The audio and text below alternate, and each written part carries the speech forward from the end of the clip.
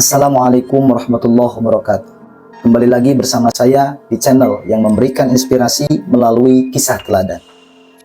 Di video kali ini, saya akan membahas sebuah kisah tentang seorang raja yang sangat dicintai oleh rakyatnya.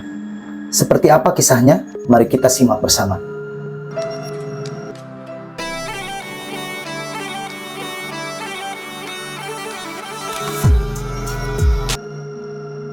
Pemimpin yang adil adalah pemimpin yang mampu mengayomi, melindungi, dan mensejahterakan rakyatnya tanpa membeda-bedakan ras, agama, suku, atau golongan.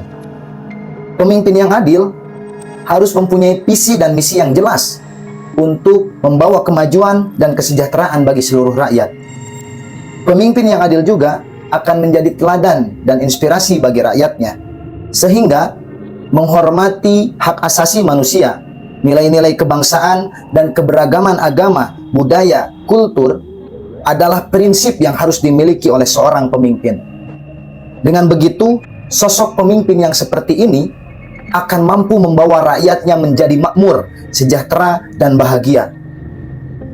Pemimpin yang seperti ini adalah sosok yang diidam-idamkan oleh rakyatnya. Pertanyaannya, apakah kita mempunyai pemimpin seperti ini?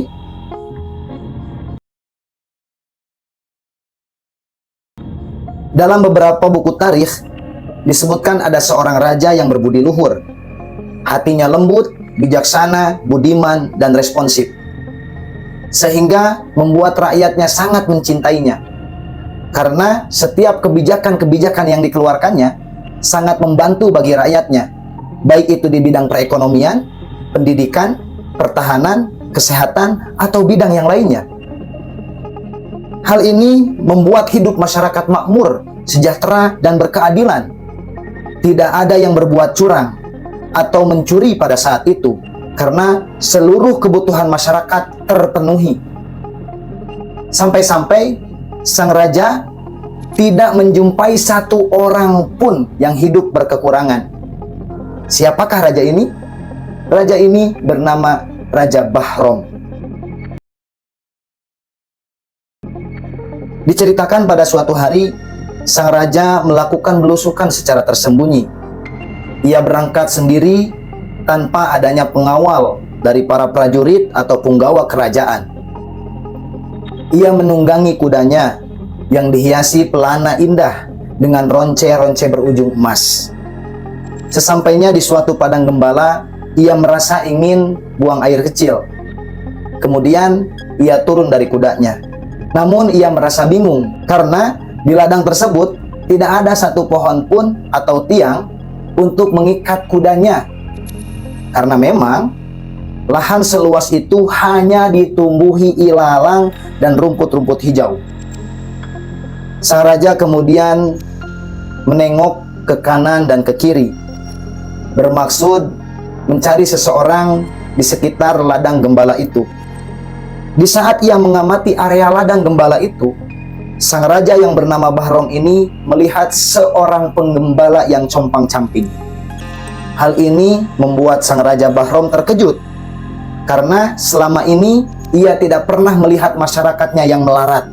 Kemudian ia memanggil anak gembala itu dan menyuruhnya untuk memegangi hewan tunggangannya sampai hajatnya terpenuhi, dan bermaksud akan memberi upah kepadanya setelah hajatnya terpenuhi. Dengan patuh, kemudian si penggembala ini menuruti perintah sang raja bernama Bahrom itu, meskipun sebenarnya ia tidak tahu bahwa yang menyuruhnya adalah rajanya sendiri. Di tengah-tengah sang raja melaksanakan hajatnya untuk buang air kecil, ia melihat si penggembala itu memotong salah satu ujung ronce pelana kudanya yang terbuat dari emas 24 karat. Melihat kejadian itu, Raja Bahrom kemudian menutup matanya. Sambil teriak, ia berkata, "Kemarikan kuda saya. Mata saya tiba-tiba tidak bisa melihat. Mungkin karena kelilipan hewan kecil. Dari tadi saya tidak melihat apa-apa." Teriakan sang raja membuat si penggembala ini gemetar, takut. Di dalam firasat si penggembala ini bahwa orang yang menyuruh menjaga kudanya itu melihat apa yang ia lakukan terhadap pelana ronce kudanya itu. Sembari mendatangi sang raja, si penggembala itu membawa kudanya dan berkata, "Tuan, terimalah kembali ujung ronce emas ini.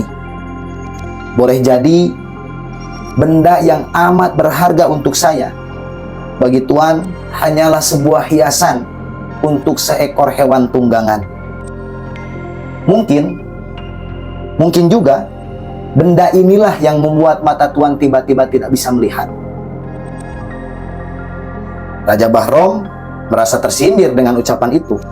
Kemudian Raja Bahrom menjawab dengan tenang, "Memang, benda itulah yang membuat mata saya tiba-tiba tidak bisa melihat. Untuk itu, jangan kau kembalikan kepadaku.